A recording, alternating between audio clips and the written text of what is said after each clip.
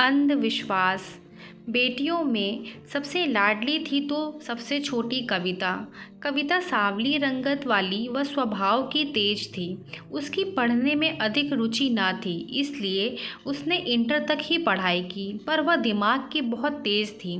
सांवली रंगत और कम पढ़े लिखे होने के कारण उसके माँ बाप को उसकी शादी की बहुत चिंता रहती थी और सुधीर बाबू को दामाद भी सरकारी चाहिए था। जो भी कविता को देखने आता उसकी सांवली रंगत और कम पढ़े लिखे होने की वजह से उसे नापसंद कर देता। एक दिन व्यापार के सिलसिले में सुधीर बाबू की मुलाकात राजेश जी से हुई। उनका एक ही बेटा था, रोहन, वह भी सरकारी मास्टर। राजेश व उनकी पत्नी शांति दोनों ही लालची प्रवृत्ति के थे।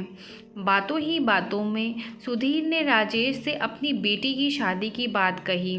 राजेश जी ने भी सुधीर के धन के किस्से सुने ही थे।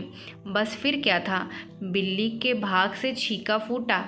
एक हफ्ते बाद राजेश बाबू अपने बेटे और शांति को लेकर सुधीर के घर पहुँचे।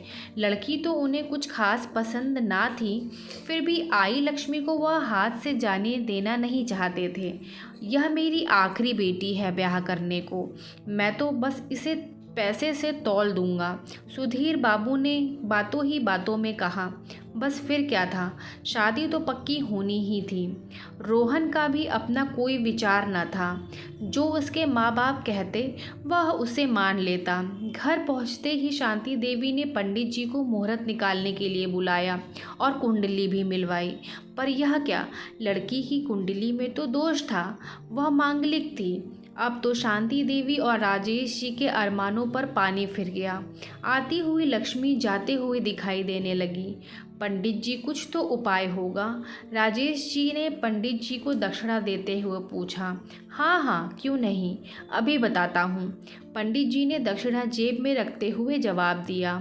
अगर लड़की का विवाह लड़के से पहले किसी कुत्ते से करा दिया जाए तो सारा दोष खत्म हो जाएगा। जो भी आँच आएगी उस कुत्ते पर आएगी। बस फिर क्या था, शांति देवी ने उपाय सुनते ही सारा हाल कविता की माँ से कह दिया। कुत्ते से शादी। कविता की माँ और कविता दोनों इस बात के लिए तैयार न थे। कविता भी जिद पर अड़ी थी, इससे अच्छा रिश्ता कहीं नहीं मिलेगा।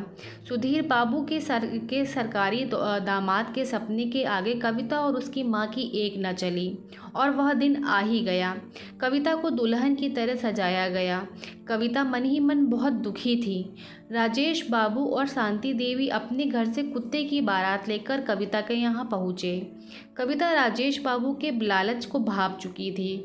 उसने उन्हें सबक सिखाने की ठानी। कुत्ते को कविता के बगल में बिठाया गया और पंडित जी मंत्र उच्चारण करने लगे। शांति देवी कुत्ते का हाथ पकड़कर सारे कर्मकांड करवा रही थी। विवाह संपन्न हुआ। खड़े होकर बड़ों का आशीर्वाद ले लें। जैसे ही पंडित जी ने यह कहा, कविता उठ खड़ी हुई, तपाक से बोली, अब मेरे पति यही कुत्ता है, अब मैं किसी और से विवाह नहीं कर सकती। शांति देवी और राजेश बाबू अवाक रह गए। सुधीर बाबू भी हैरान थे। मैं ऐसे घर में शादी नहीं कर सकती जो दहेज के लालच में कुछ भी कर सकते हैं। कविता की इस हालत के जिम्मेदार न केवल राजेश बाबू और शांति देवी थे, बल्कि उसके पिता उतने ही जिम्मेदार थे। अंधविश्वास और सरकारी दामाद की इच्छा आज भी हमारे समाज में व्याप्त है, जिसकी वजह से कविता जैसी ना जाने कितनी बेटियों को अपमानित होना पड़ता है।